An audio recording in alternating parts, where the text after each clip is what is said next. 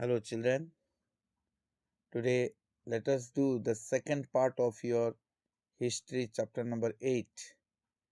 The name of the topic is Devotional Paths to the Divine.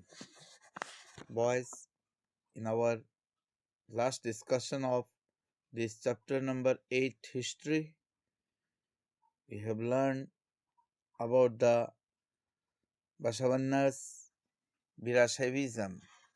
So now let us start from page number 108. The Saints of Maharashtra. Saints means they are the sadhus, okay, or sannyasis of Maharashtra. From the 13th to the 17th centuries, Maharashtra saw a great number of saint poets whose songs in simple Marathi continue to inspire people. So, boys, from the 13th century to 17th century, Maharashtra, this is the name of a state of India, there are so a great number of saint poets whose songs in simple Marathi language it continue to inspire people. Okay, it give inspiration to people. The most important among them were Janeshwar, Namdev, Eknath, and Tukaram, as well as women like Sakkubai and the family of Chokhamela, who belonged to the untouchable Mahar caste. So, the most important among them were the most important among those saint poets were Janeshwar, Namdev, Eknath, and Tukaram, as well as women such as Sakkubai and the family of Chokhamela. They belong to the untouchable Mahar caste. They belong to lower caste boys. Mahar caste means they are the people of lower caste. This regional tradition of bhakti focused on the Vitala, a form of Vishnu, temple in Pandharpur, as well as on the notion of a personal God residing in the hearts of all people. So this regional tradition, okay, the tradition of this say Maharashtra of bhakti, it focused on the Vithala. Vithala means a form of Vishnu temple in Pandharpur, as well as on the notion of a personal God residing in the hearts of the people. Okay, there was in the mind of the people. These saint poets rejected all forms of ritualism, outward display of piety, and social differences based on birth. So these saint poets, they rejected all types of ritualism, means all type of practices of ritual. So they rejected this outward display of piety and social differences. This is based on birth. In fact, they even rejected the idea of renunciation and preferred to live with their families, earning their livelihood like any other person while humbly serving fellow human beings in need. Actually, here They even rejected, okay, these saint poets, they rejected the idea of renunciation and preferred in order to live with their families, earning their uh, livelihood means which are needed in their day-to-day life like any other person, while humbly serving in a respectful way, while serving fellow human beings in need. A new humanist idea emerged as they resisted emerged sorry a new humanist idea emerged as they insisted that bhakti lay in sharing others' pain.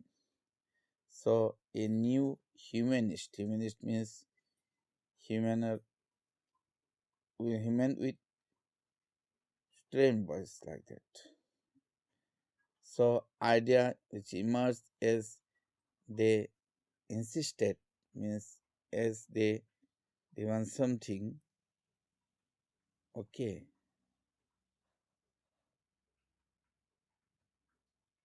that bhakti lay in sharing others' pain. So they said bhakti lays in sharing others' pain.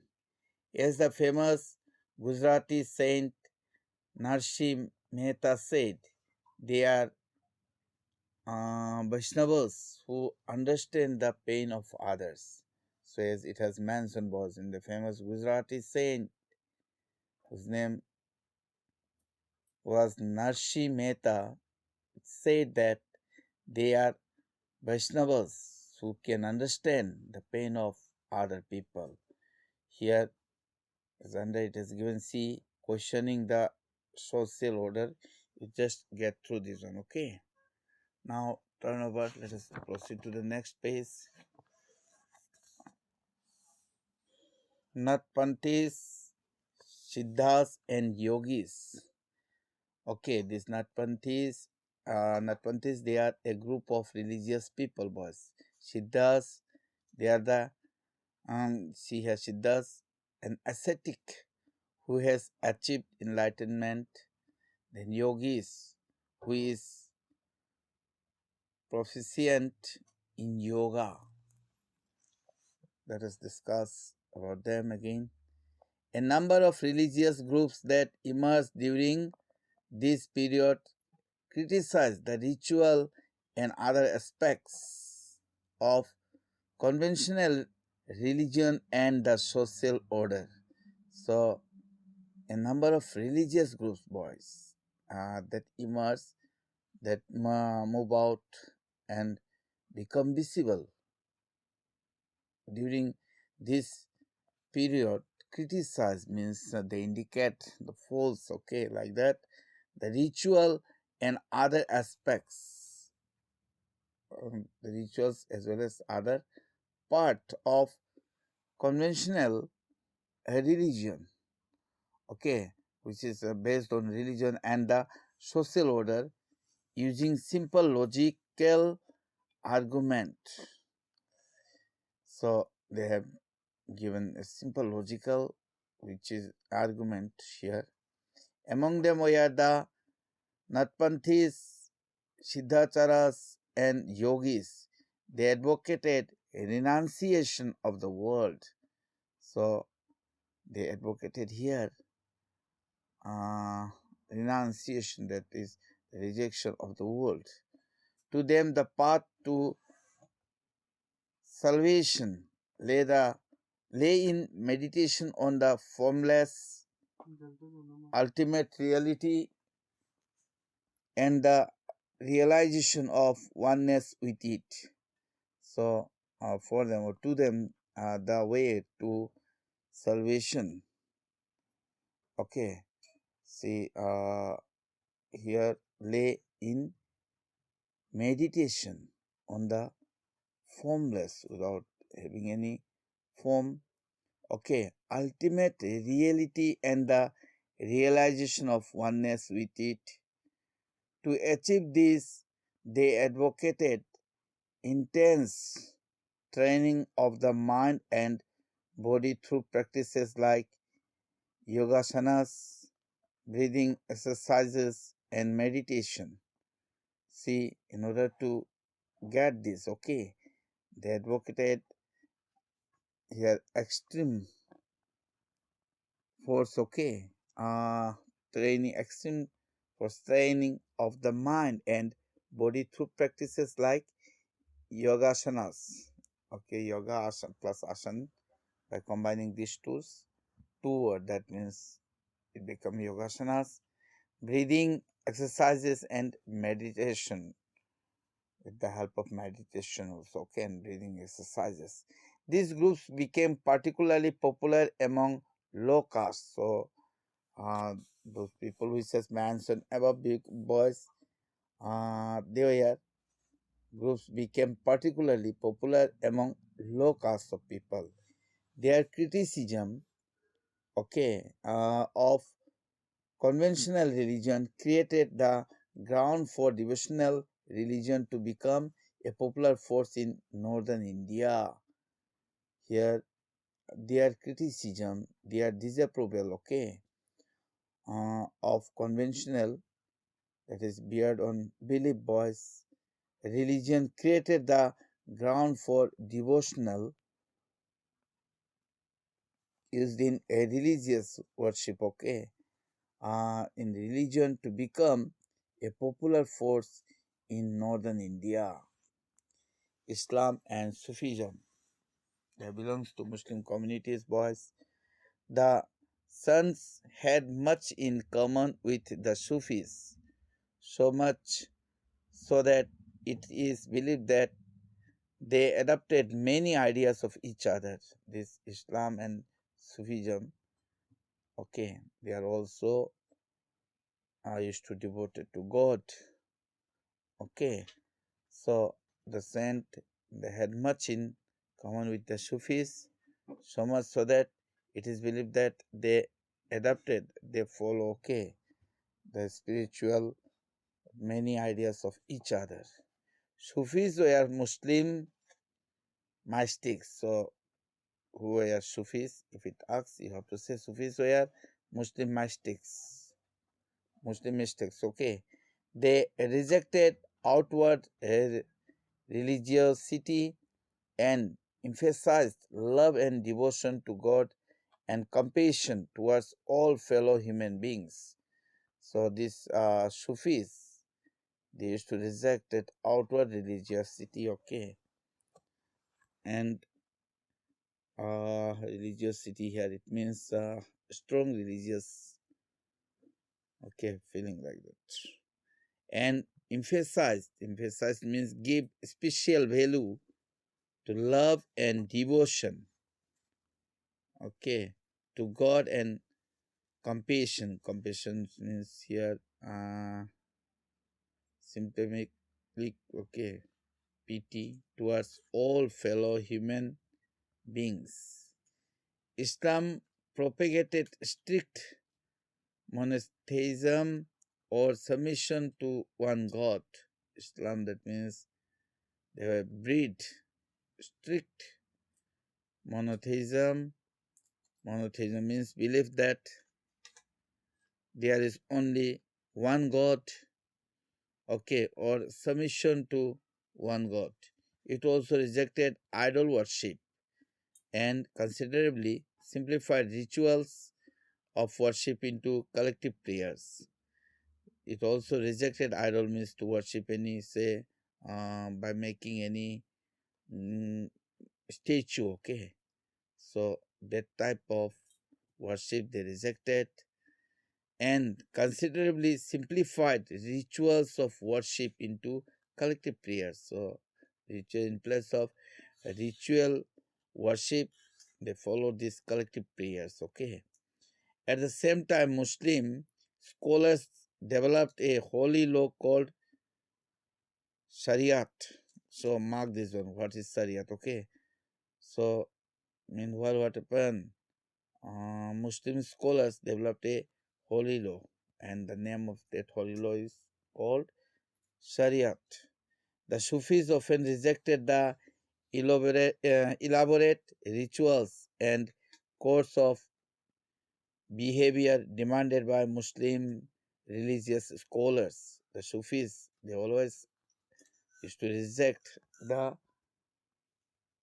elaborate ritual, means the involving many carefully, okay, arranged parts or details, rituals and codes of behavior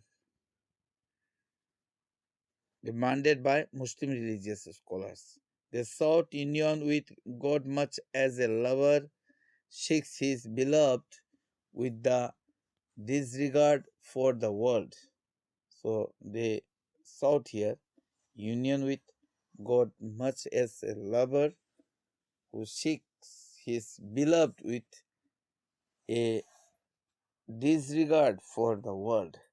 Like the saint, poets, and Sufis, to compose poems expressing their feelings and a rich literature in prose, including anecdotes and fables,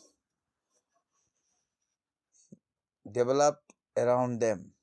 So, here, like that, the saint poets, the Sufis also, they compose poems in which they express their feelings, what they like, okay, and how do they feel. The expresses there in the poems and a rich literature in prose, story way, okay, including anecdotes. Anecdotes means a short, amusing or interesting story about a real incident or person. And fables, okay, fables means a short story which developed around them. Among the great Sufis of Central Asia were Ghazali, Rumi, and Sadi. Like the Natpanthis, Siddhas, and Yogis, the Sufis too believe that the heart can be trained to look at the world in a different way. As that means, these Natpanthis, Siddhas, and Yogis, they believe, okay, the same manner the Sufis also believed that the heart it can be trained. Our heart, that means human beings heart can be trained to look at the world in a different way. They developed elaborate methods of training using zikr, that is chanting of the name or sacred formula, contemplation, shama, that is singing, raqs, dancing, discussion of parables, breath control, etc., under the guidance of a master or peer.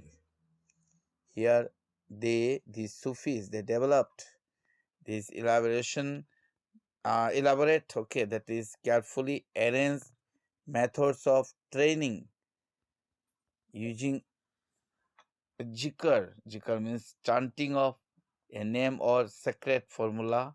Then contemplation. Contemplation means the action of looking thoughtfully at something for a long time. Then shama means singing, raqs means dancing, discussion of parables. Parables means a simple story used to illustrate a moral or spiritual lesson. Okay, breath control, etc. Under and this thing, that means they used to do under the guidance of a master who was known as peer.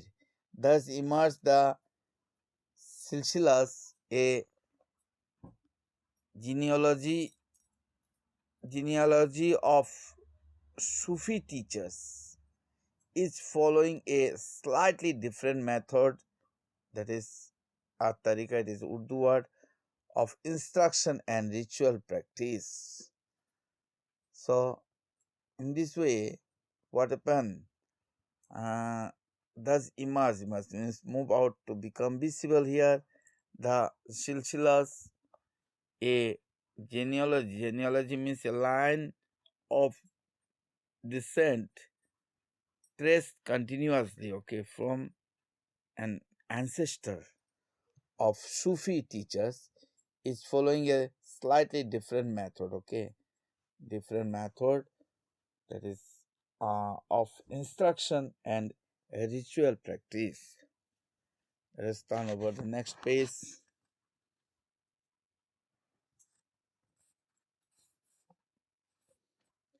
A large number of Sufis from Central Asia settled in Hindustan from the 11th century onwards.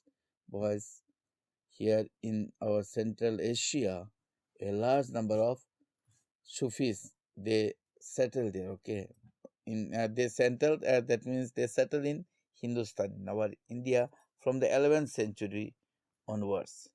This process was strengthened with the establishment of the Delhi Sultanate, which you got in chapter number 3, when several major Sufi centers developed, developed all over the subcontinent. So, this process, okay, it goes ahead with the establishment of the Delhi Sultanate.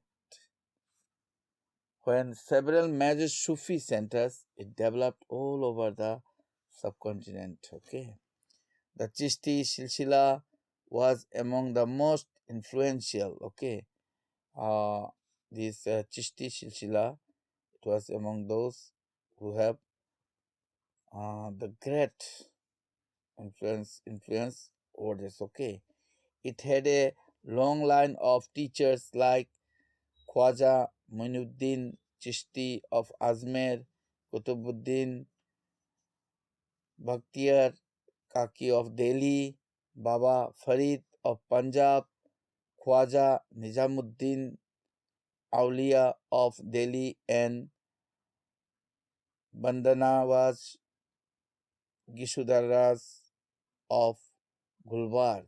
So it has a long line of teachers, such as you see it has mentioned uh, uh, Khwaja Muinuddin Chisti, who was from Ajmer, then Kutubuddin Bakhtiyar from Kaki of Delhi, then Baba Farid of Punjab, Khwaja Nizamuddin Aulia of Delhi, and Bandanawas Gishudaras of Gulbarga.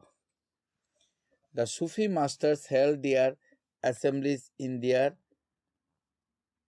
khankas or hospices.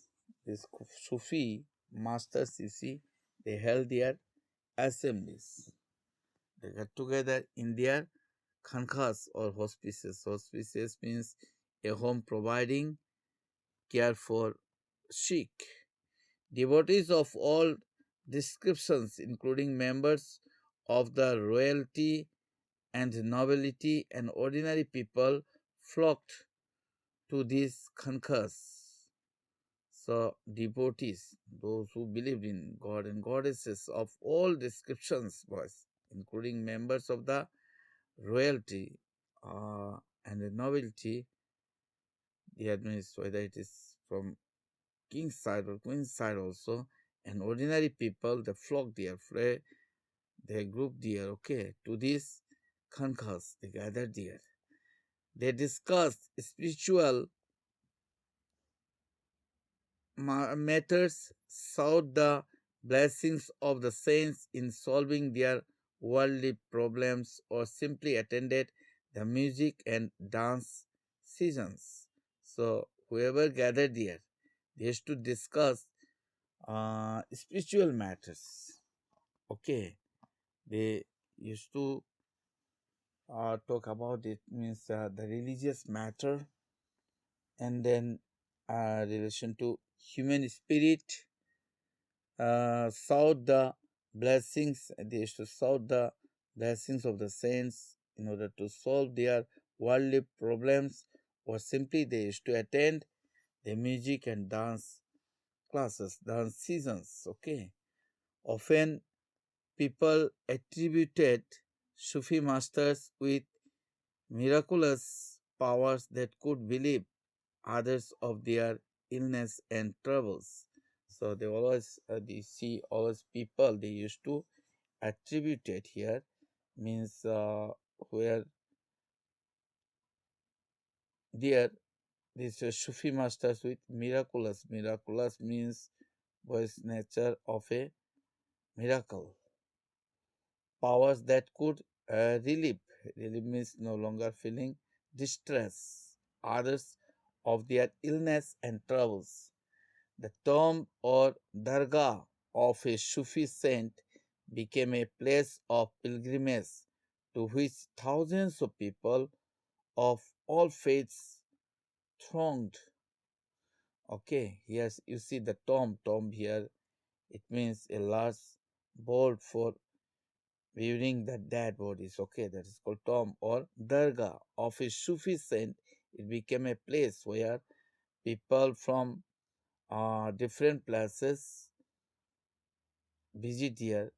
Okay, and treated it as holy place to which thousands of people of all faiths from all belief they throng. Throng means full, or it means feel or present there. Okay,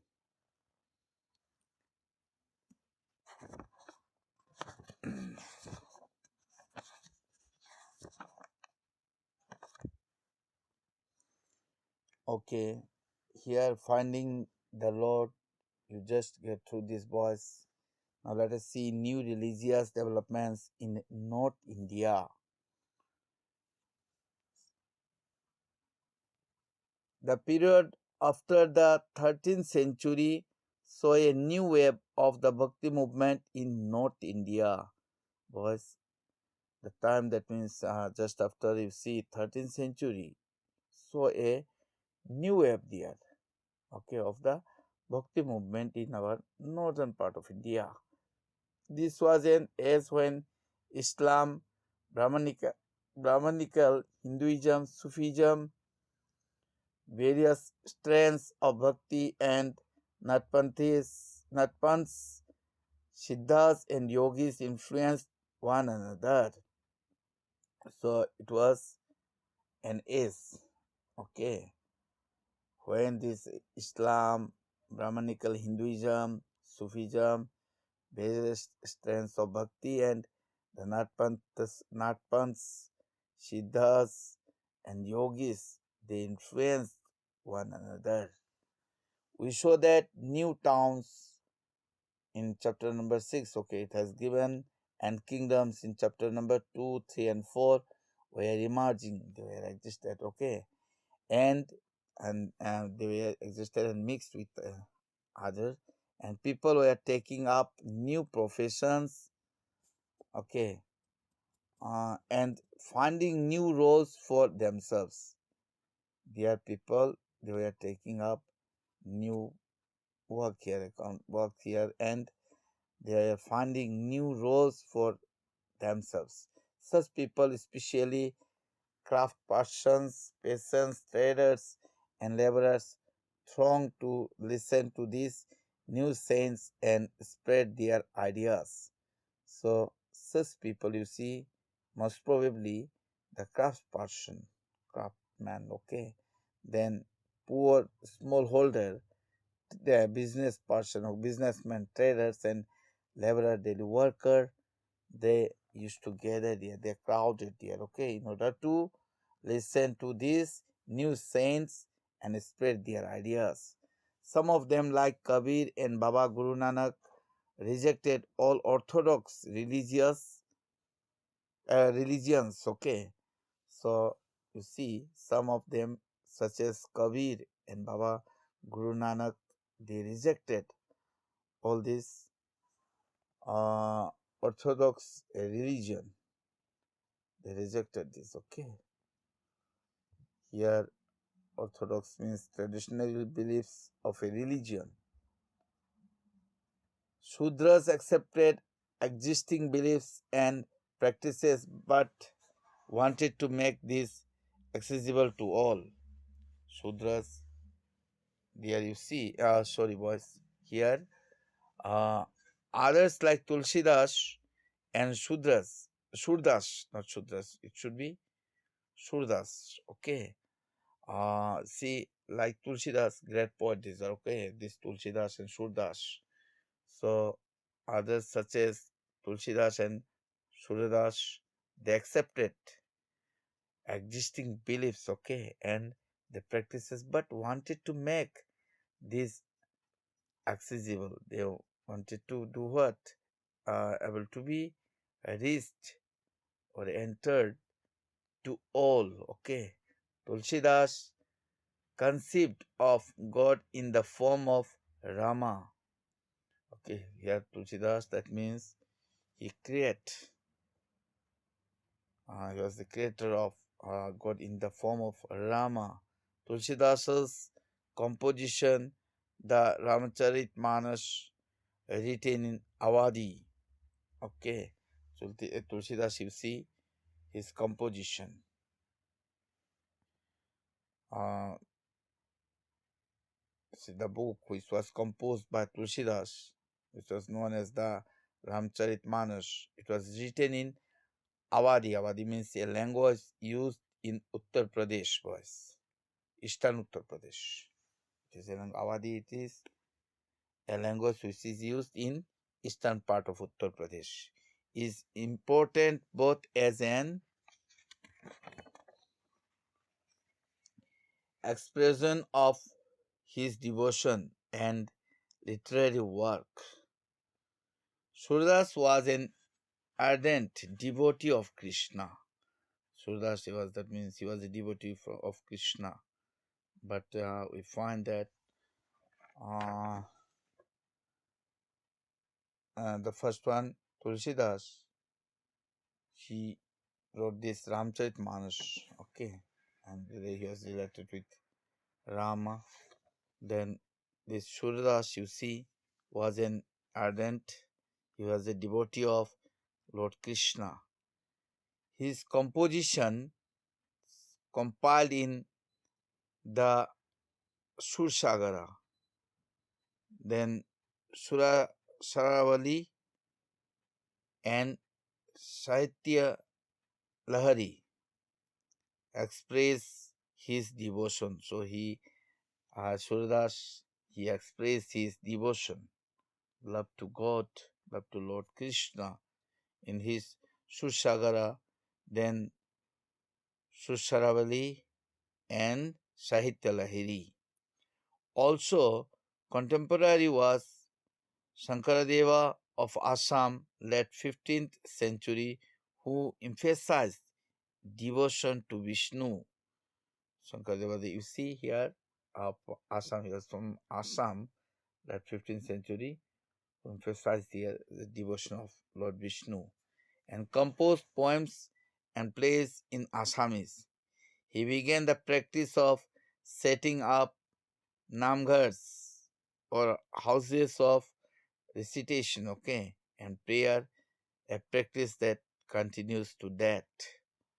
So here he himself started the practice of setting up namghars, okay, to enchant name of lords or houses of recitation and prayer, a practice that continues to that. These tradition also included saints like Dadu Dayal, Ravidas, and Mirabai. So this way of, that means believing, also included boys in saints such as Dadu Dayal, Ravidas, and Mirabai. Mirabai was a Rajput princess married into a royal family of Mewar in the 16th century. Mirabai, you see, boys, uh, she was a Rajput princess, okay, who married into a king family, royal family of Mewar in the 16th century. Mirabai became a disciple of Ravidas, a saint from a caste considered untouchable. So Mirabai, you see, uh, she became disciple, the follower. Disciple means follower of Ravidas, a saint from a caste was considered untouchable. She was devoted to Krishna and composed innumerable bhajanas expressing her intense devotion.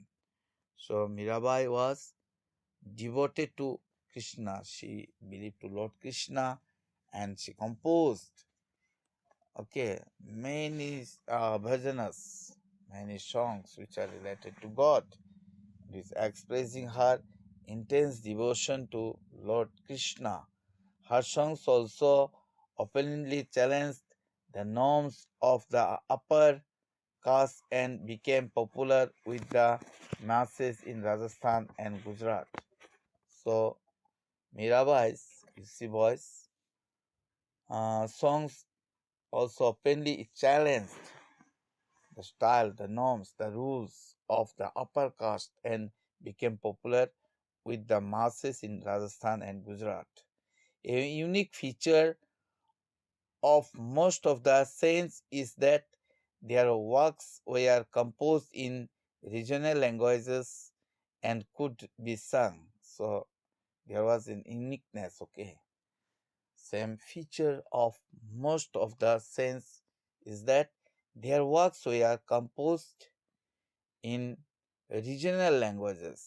India, that means on areas language and could be sung.